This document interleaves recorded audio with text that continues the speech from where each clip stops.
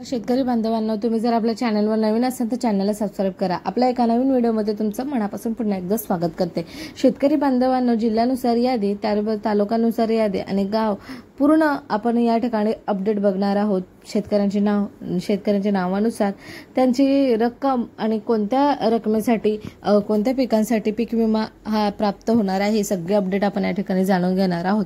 शेतकरी बांधवांनो, पूर्ण अपडेट जाणून घेण्यासाठी आपल्या चॅनलला सबस्क्राइब करून घ्या आणि चला तर मग आपण व्हिडिओला सुरुवात करूया। शेतकरी बांधवांनो, पत्रकार परिषदेत मुख्यमंत्रीने सुद्धा सांगितले आहे की खात्यात पीक विमा जमा करत आहेत। 35 कोटी 57 लाख प्रकल्प प्रमुख 1 कोटी 44 लाख हेक्टर क्षेत्र, 7 कोटी 33 लाख हेक्टर कपास आणि 3 कोटी 14 लाख हेक्टर सोयाबीन, 2 कोटी 57 लाख हेक्टर मूग, 1 कोटी 57 लाख हेक्टर मका, 1 कोटी 36 लाख मसूर आणि 1 कोटी 25 लाख हेक्टर हरभरा, अशा प्रकारे या पिकांना शेतकऱ्यांच्या खात्यावरती प्रति हेक्टरी 40,000 रुपये शेतकऱ्यांच्या खात्यात वितरित होणार आहे।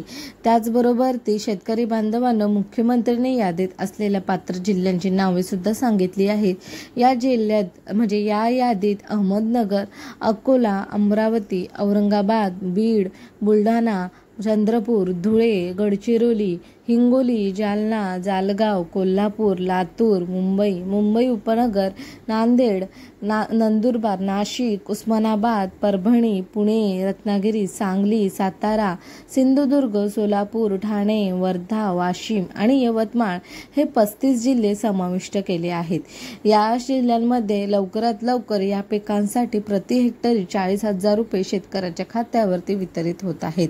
अत्यंत महत्त्वाचा अपडेट असणार आहे, व्हिडिओ हा स्किप न करता पाहावा लागणार आहे। येथे जिल्ह्यांची यादी आहे आणि माहितीत आज असं सांगण्यात आलं आहे की जिल्ह्यात कोणत्या गावात ही घोषणा करण्यात आली आहे। हे तुम्ही पाहिले नसेल तर पीक विम्याची संक्षिप्त घोषणा, पीक विम्यासाठी पात्र जिल्ह्यांची यादी जाहीर करण्यात आली आहे आणि खात्यात पीक विमा जमा करण्यास सुरुवात झालेली आहे।